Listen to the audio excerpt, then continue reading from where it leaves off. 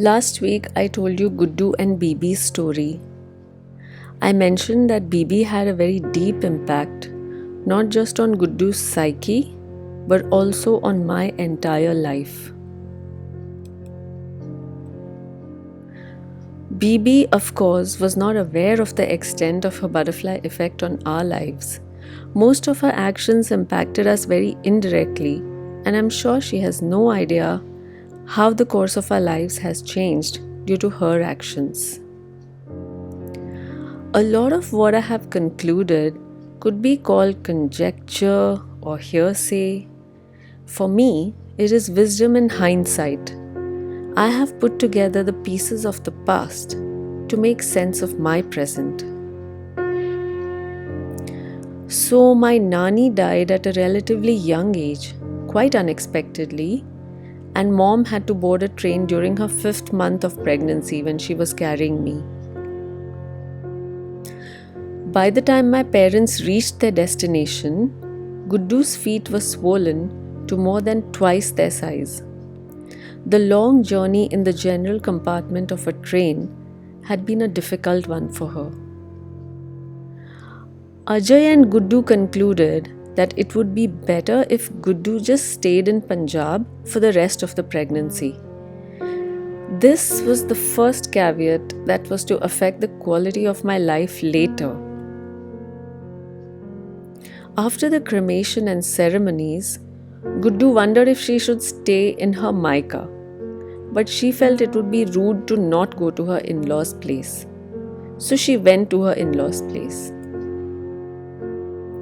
There, my dad's older brother Raj unintentionally played villain in my life. The second caveat.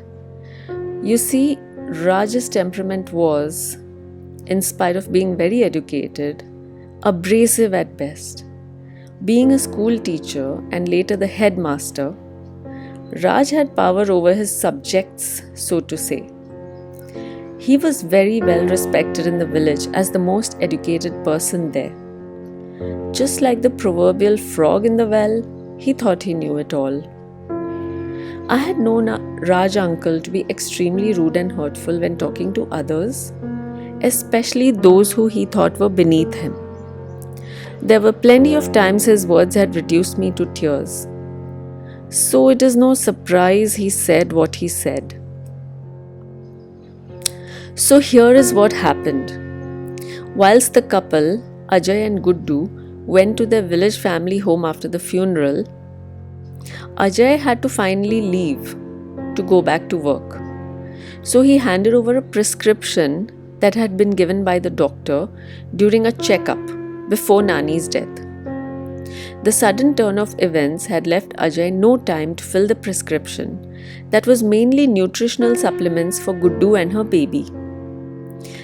Having had a horrible abortion that nearly cost her her life, and later giving birth alone and sad, had cost Guddu her health. She was quite weak when she had gotten pregnant with me. The nutritional supplements were a must if she wanted a healthy baby. So Ajay handed Raj the prescription, requesting him to get the medicines for Guddu. Living in a village meant having no medical shop around. When some man from the family went to the city, he would get whatever was required. The women, especially pregnant ones, did not just go gallivanting around town on their own. They lived in a typical conservative village. At the time, Raj took the prescription from his brother. But in typical villagey, sarcastic fashion, he waited till his brother had left to taunt his sister-in-law. "Oh, so you need special supplements, is it? The rest of us have wives who manage pregnancy and childbirth without all these special airs." His taunt went something on those lines. Guddu, being Guddu, burned with humiliation and rage. The taunt stung, and Guddu had her pride. Her reply to her brother-in-law's taunt was, "Even if you bring these for now, dear brother-in-law, I will not have them. Raj, being Raj, did not care, and thus my fate was sealed. I was born anemic and weak with food allergies. Now, I don't know how much of my physical weakness and cognitive memory retention challenges were a result of this congenital malnourishment, but if research is any indication, then this malnourishment at the fetal stage did affect the rest of my life. After birth, I had intense colic, presumably due to the food allergies to what my mother ate and then converted to the breast milk that I drank.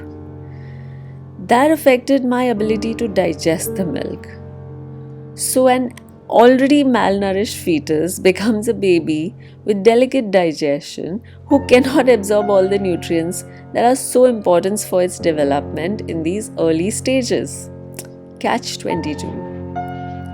At one point, my mom says my tummy was so bad that she drank only black tea to make my tummy feel better. Not very nutritious by any standard for a growing baby. So this is how Uncle Raj and Masi Bibi started the domino effect that made the quality of my life and health tumble. This malnourishment and reduced physical as well as cognitive development meant that I was the runt of the litter. I was treated differently due to my reduced abilities. Weak hai bechari, my family would say. I was ridiculed for not being able to remember my tables, punished by teachers for not studying, not doing the homework, when I could not remember the answers in class. It did not matter that I had indeed read the homework lesson. I could not remember things like other kids. I could not run around like the other kids. I would get tired within a couple of minutes of walking or running, no matter how hard I tried. To their credit, Ajay and Guddu did take me to doctors at different times for my extreme fragility. Ye itni weak kyun hai? They would ask the doctors. But all of the doctors told them the same thing, that I was perfectly fine and they were just being paranoid, which was not the case.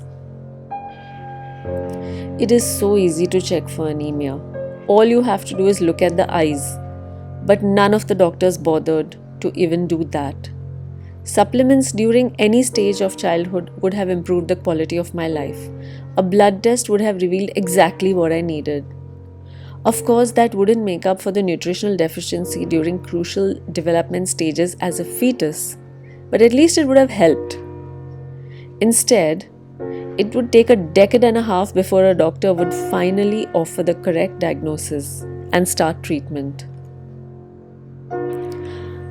So anyway, Raj did not bring the supplements and Guddu did not take any. The couple, meaning Ajay and Guddu, were, in typical Indian style, craving a male child. When Guddu finally gave birth to me, no one had the heart to tell her that she had given birth to yet another female baby. The family simply did not tell her the gender of the baby after I was born. So not only was I a disappointment in health and intelligence, I was also a disappointment in the gender department. By the time Guddu was ready to bring her babies back to her husband, Ajay had been given a different assignment by the government. This time, he was to head another rural project. The bungalow assigned to Ajay was a rambling one, constructed by an Englishman during the British reign. It was then owned by a Parsi gentleman who, in turn, I guess sold it to the government. One ascended a majestic flight of stairs to arrive at a huge central courtyard. This courtyard was surrounded on 3 sides by the house. Ajay and Guddu bought a goat to feed their new baby because of how delicate my tummy was.